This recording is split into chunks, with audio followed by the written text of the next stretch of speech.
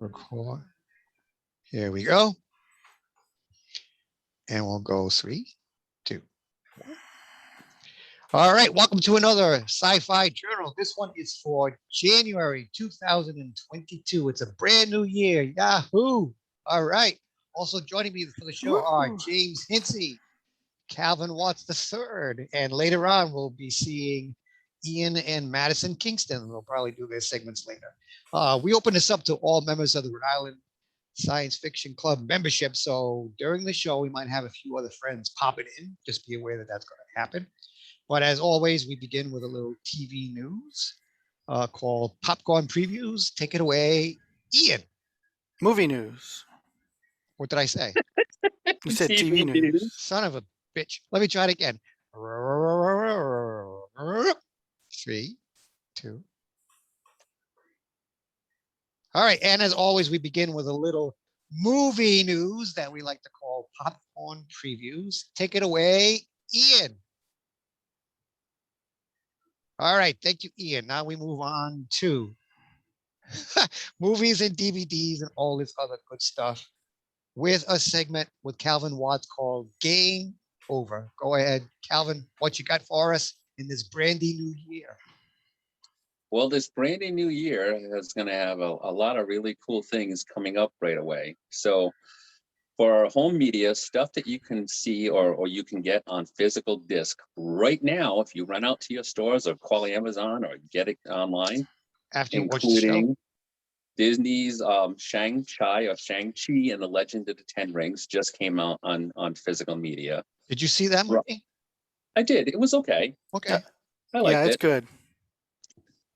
Free Guy, which was the 20th one of the last 20th Century Fox movies in development before Disney took over, starring Ryan Reynolds, and it's basically based in a video game. But it's a really, really fun movie. That is also out. Mm-hmm.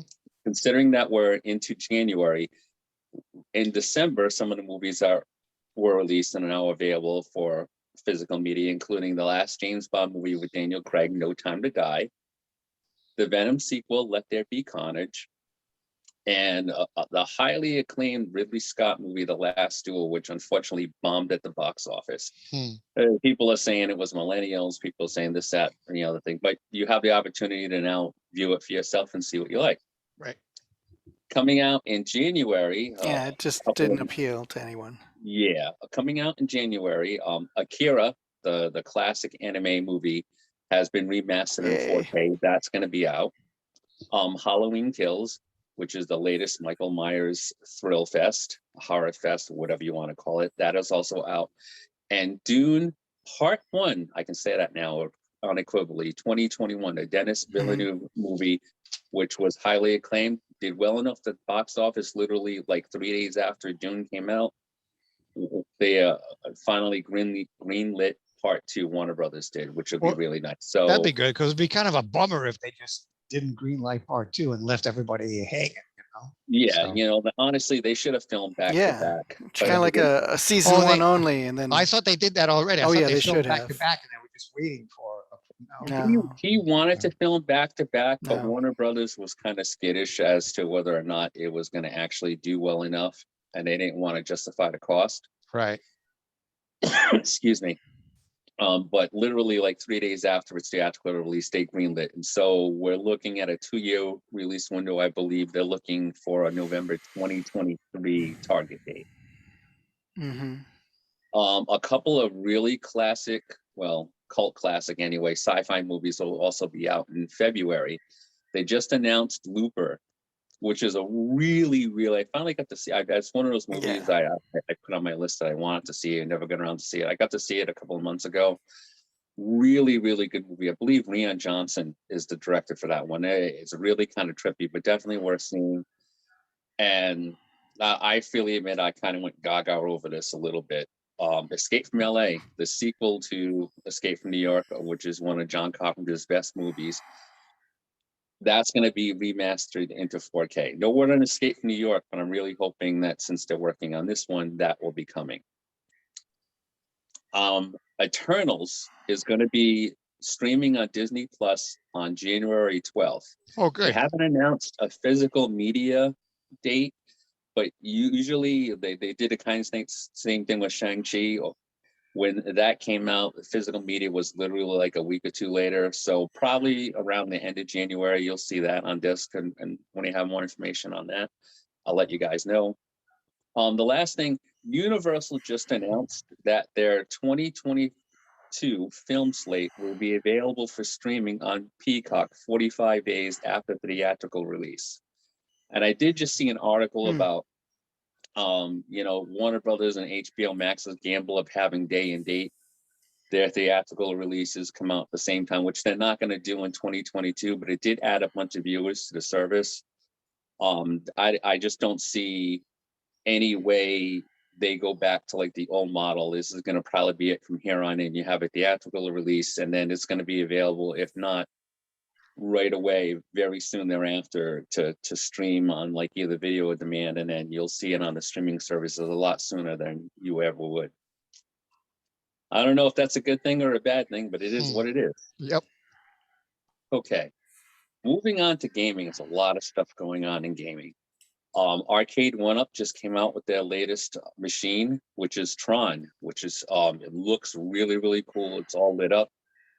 It has the original Tron game and its sequel Discotron on there. Definitely worth checking out. Halo Infinite, the multiplayer had come out as a surprise release back in November, but the single player just got released this past week. A lot of people have been playing it before. I haven't had a chance to go into it. When I get into it, I'll let you guys know what I think.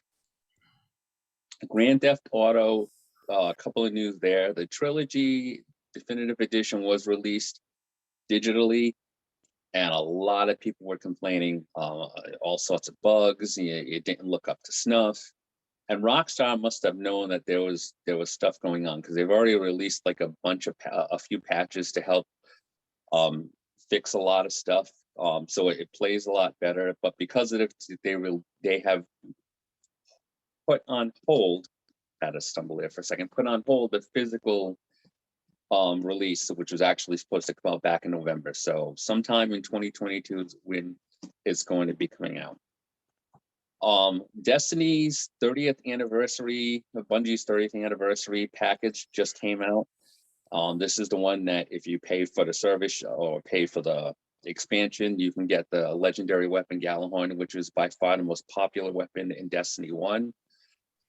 It is a lot of fun. Even if you don't buy the pack, there's some stuff that you can do that's free. There's a new like 6-player activity you can play, and it's actually kind of like a futuristic game show. It's really like trippy and out there. I mean, it's a horse that's like literally like this star horse, space horse that's like running thing. I can't explain it. It's really weird, but it's really cool. So if you're a Destiny fan and you haven't played in a while, because it's kind of lacking up until the Witch Queen coming out in February, you might want to go check that out.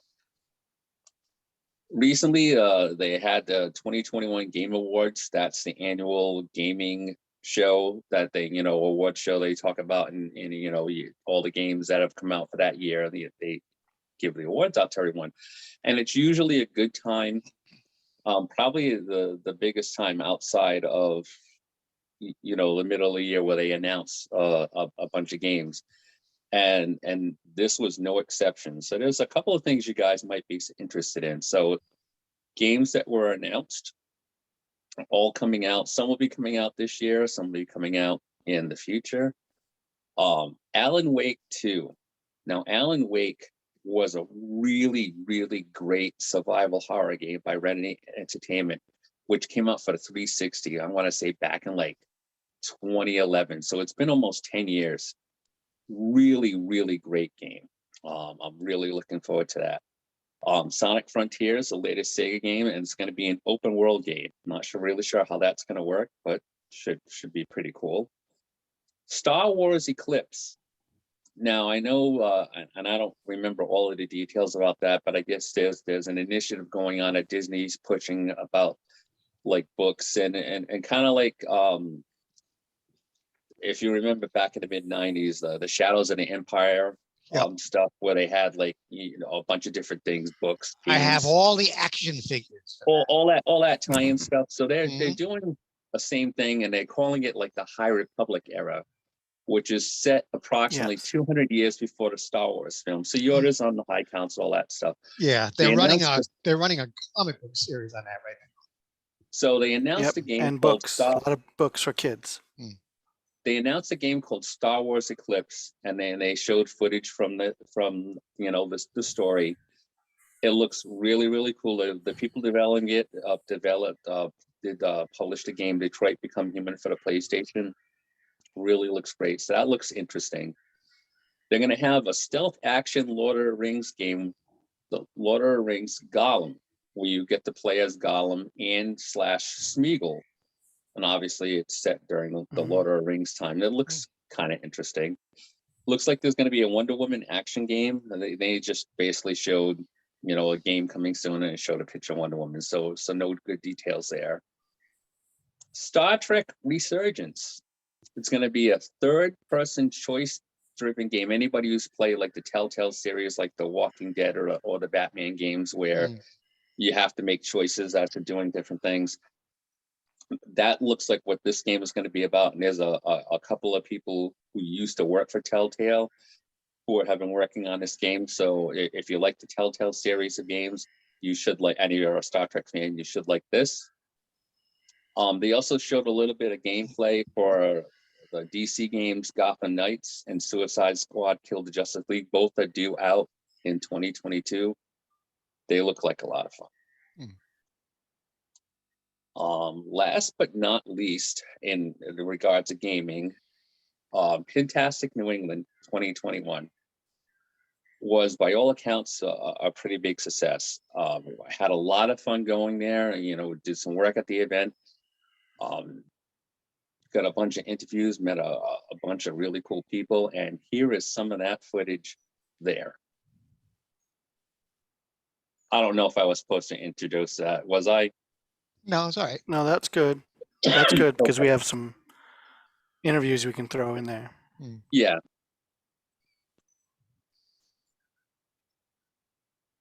So yeah, so I had a lot of fun. James was up there, he gave me a hand. Kat was up there working, she gave me a hand. Thanks to Andy and my nephew BK for giving me a hand. Really love doing fantastic stuff. All the interviews, all the stuff that we have will be up on the YouTube channel at some point when we get to it, and so you guys can see everything that we've shot there then. So one last thing, I know it's not really so much my area of expertise, but we don't have anybody that covers comics. It's like something we go along with, but this is something I really wanted to touch on because it really has affected me somewhat. George Perez, one, if not the top artist of his generation, definitely in the top 3. Just recently announced on social media, he's been retired for a couple of years now. He's been having a variety of health problems, that he has 3rd stage pancreatic cancer and it's inoperable. So it's terminal.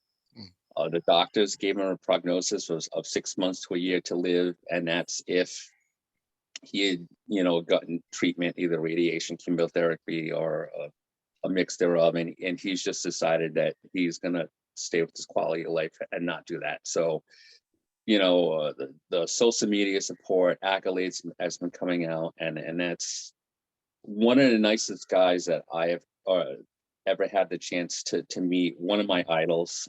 He co-created Nightwing along with Marv Wolfman.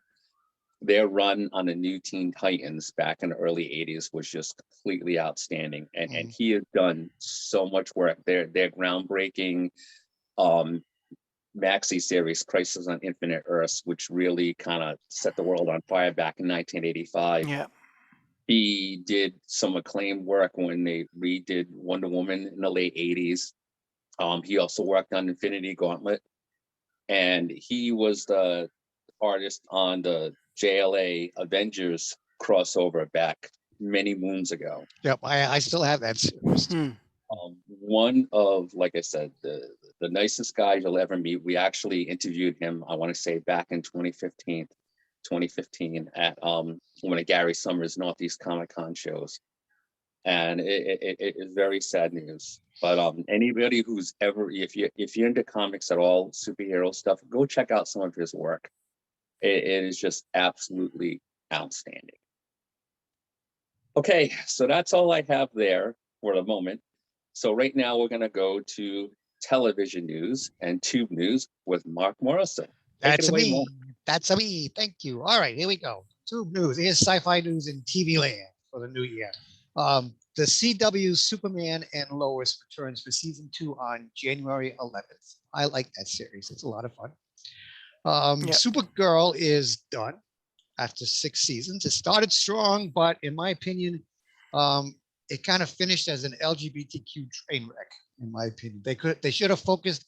It started as really fun Supergirl stories, and they focused towards the end too much on the LGBTQ portion of it instead of just telling good superhero stories. I just think it went right off the rails. But anyways, it's over. It's done. Batwoman season 3 and Legends of Tomorrow season 7 return on January 12th. If you are into those programs. Snowpiercer on TNT season 3 of that show begins January 24th on TNT. That's a pretty decent show. Oh, hang on. I got to switch hats for a second. Don't go anywhere.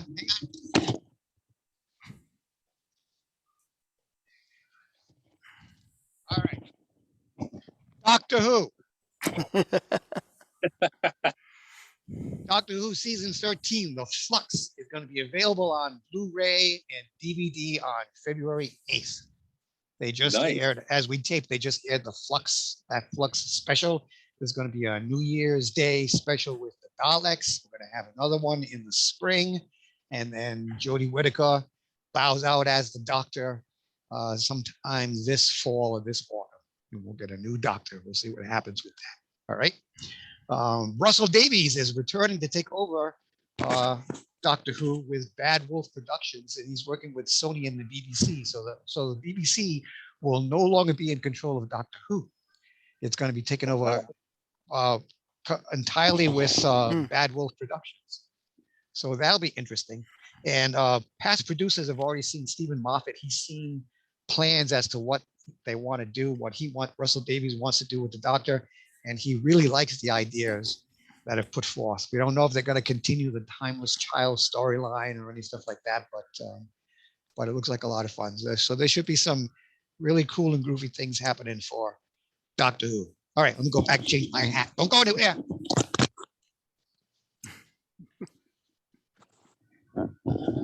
Okay, I'm back. Here we go. All right, press the right button. What else we got? Season 2 of Star Trek Picard begins in February.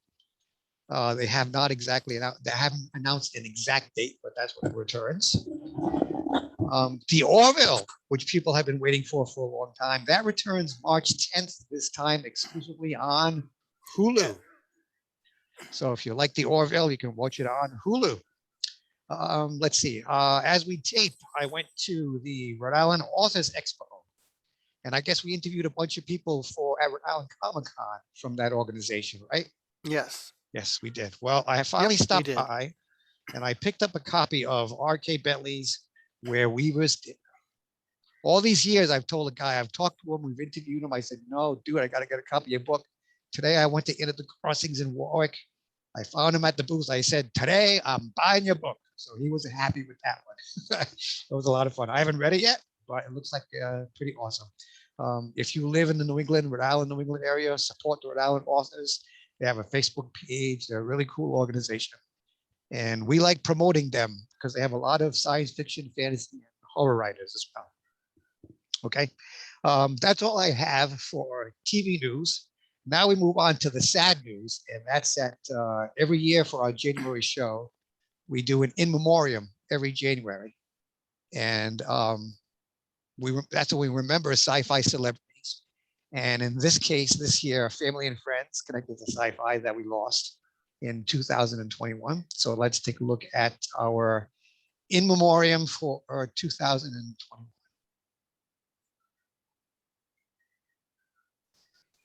All right, and that's going to be it for this month for Tube News. Let me change. Here we go.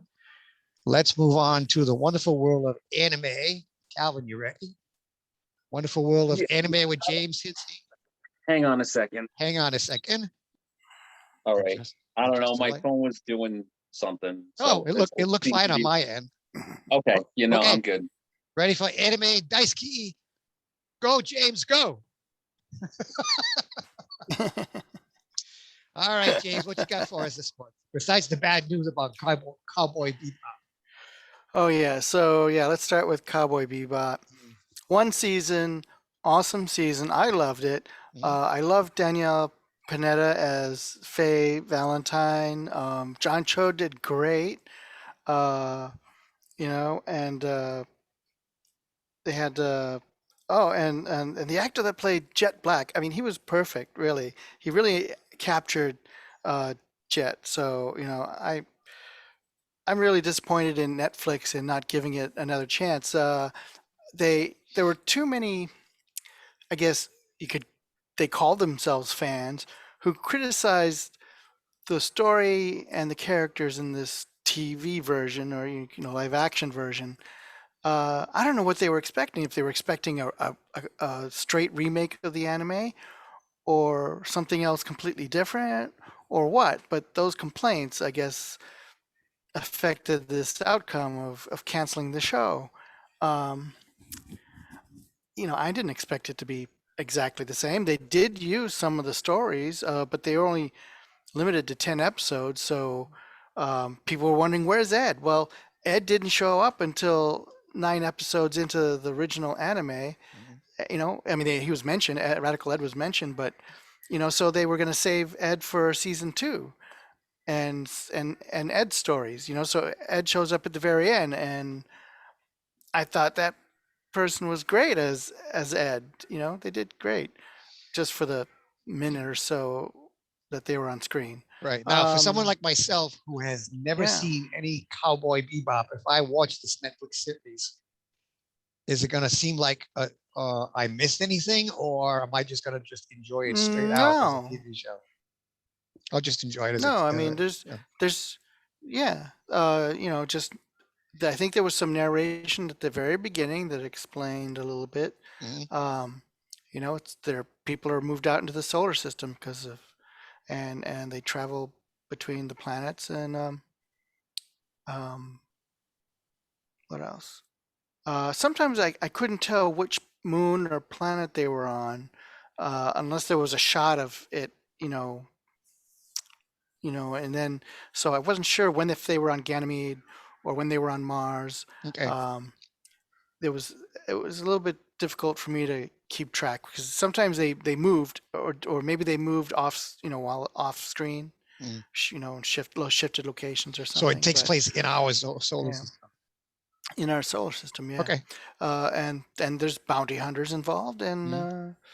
you know, um, and a mafia type organization, which they talk about. So Mm. yeah, I think you can watch it perfectly fine without seeing the anime. Okay.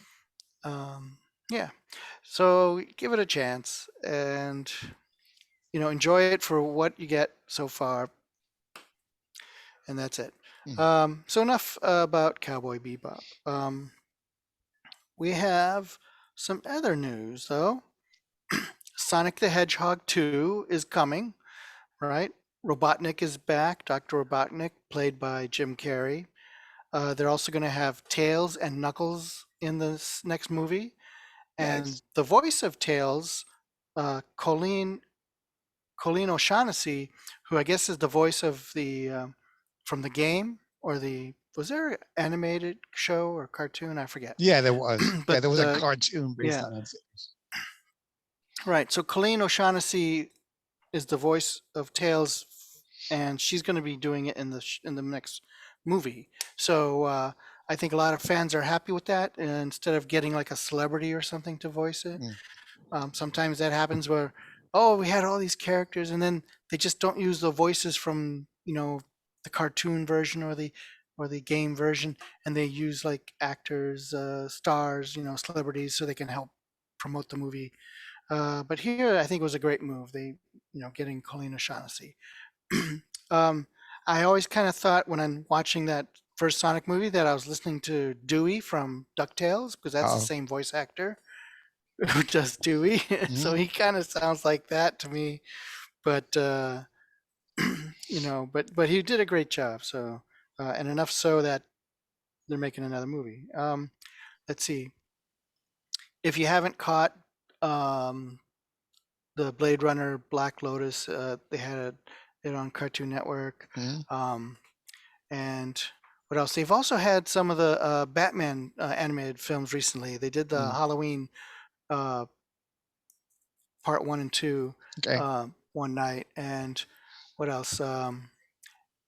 Oh, and they actually showed the with the Blade Runner. They showed the whole Blade Runner 2049 movie too. That one on a special night. So Yeah, I've seen the kind of took first. over. I've seen the first episode of Black Lotus. It's good. Yeah, Good stuff. yeah. So yeah, keep an eye on the Toonami Facebook or their Instagram, Twitter, whatever, because they'll post schedules because there could be changes, from Mm. week to week, uh, with new shows or doing a special night of Right. like a marathon. They did a marathon of Finna Princess Pirates. That was really good series, Mm. and I watched all of that. I still have to catch up on some stuff though, like. Uh, My Hero Academia and Black Clover and some other stuff. But I've been trying to catch up on all these other shows. Uh, let's see. So that's kind of all I have for anime news. But if you're a Harry Potter fan, you gotta check out Harry Potter Hogwarts House Tournament Show. Mhm. It's a trivia game show. Uh, it looks like it's a lot of fun with Dame Helen Mirren as the host of that show. You can catch it on TBS and Cartoon Network, and it does repeat during the week. So it's not just one and done showing broadcast. So catch it on the replays if you miss it. Um, and hopefully maybe they could do another season. I mean, I really didn't hear about it, and I guess a bunch of fans got word that there was this show. They had to do like a quiz test, and then they got invited out to California, and then they had a whole bunch of them because they had a whole audience for both for all four houses there. Mm. But certain ones got selected to actually compete as the team players for the different houses. Yeah. And so a lot of those people that were there have been posting pictures and stuff of their time there. Now that the show's on, they can talk about it. But and up until it wasn't airing, like nobody could talk about it. So it's great to see. And there was one that he posted a story of his experience on YouTube. So Nice. that house, yeah, tournament quiz show is a lot of fun.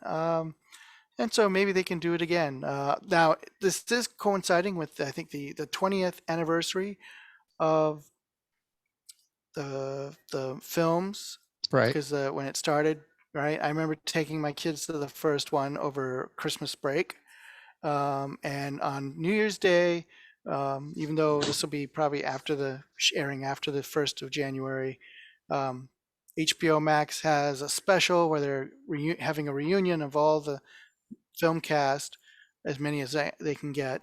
And so far, I've only seen a teaser picture of the trio, Ron, Harry, and Hermione, the actors, sitting in the Gryffindor common room. And, I'm sure it's will be available to stream on HBO Max after the Right. first. So you can go catch that somewhere and or read about it. So that's it. Um, we got some more footage, I think, from Ryan Comic Con. So, Mhm. maybe another interview here or two. So, here, check it out, and then we'll be back. All right. That looks like All right. fun. Yeah. Cool. All right. So now let's move on with Madison Kingston's segment that we like to call books and board games. Let's take a look at what Miss Maddie has to say for this month. I got a new baby. All right. All right. Awesome sauce. Now, let's see. Are there any shout outs or news or anything like that that people want to share? Calvin, you got anything for this month? I do. You do? What? I thought we had mentioned this, but I don't think we have. So recently, I've talked about here and there over the past couple of years about my journey of becoming a certified caddy scuba diver. I have finally accomplished my goal.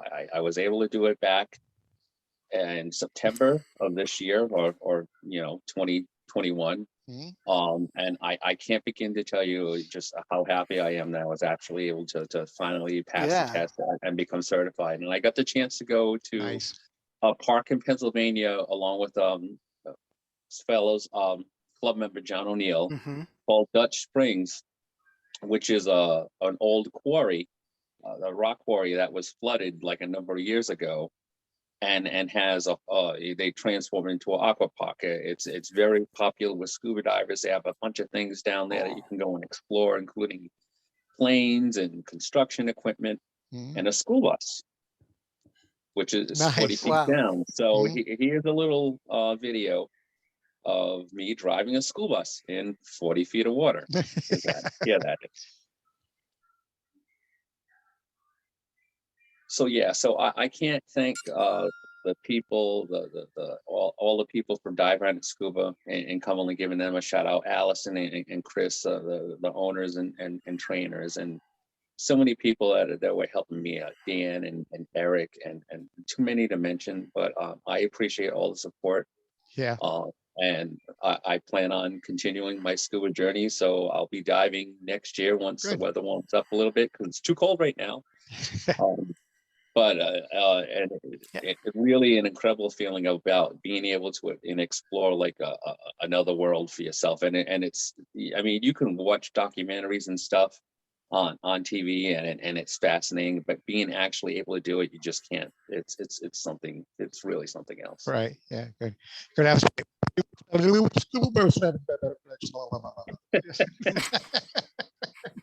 Very cool. All right, James, you have anything for us? Any shout outs or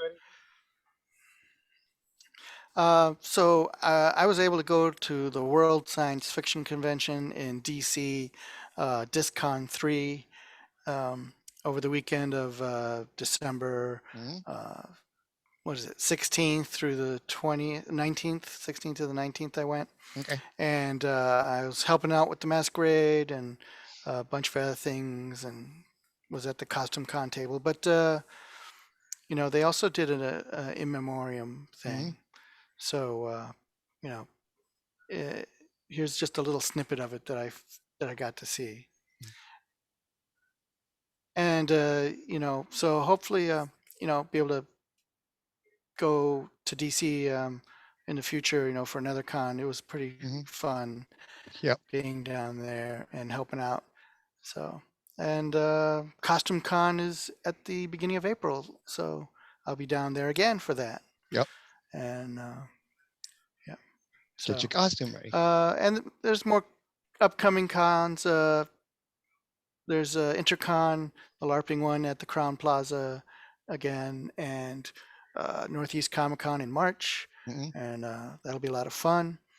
And let's see, April, May. I'm not sure about what's coming up for those for months, the summer. But yeah. Okay. So cool. that's it. All right. If you want to get in touch with us, you can contact us at risfic.communications@gmail.com. We have Facebook pages for Sci-Fi Journal and the Rhode Island Science Fiction Club. Our website is risfc.org. I think that's going to be it for this January 2020. Can you believe it? So it'll be moving on. Calvin, we'll be doing this show for 26 years. We're going on year 26. I know we still need to work on our 25th anniversary show. Yeah, we're planning on something. So we're planning on something. Something. Okay, so hang on. One more hat change. Hold on. Yeah. Oh. I can do this. not work. You can see. Yeah, there you Close go. enough. There we go. Okay, so everybody, Happy New Year 2022. Hope it's safe. Hope it's Woohoo. joyous. Lots of money and friends and friendship and love and all that good stuff. On behalf of all the crew for Sci-Fi Journal, James and Calvin and Ian and Maddie and Kat and Adam and myself, thanks very much for watching, and we will see you in February. Everybody say goodbye. Thanks. All right. Cool. All right.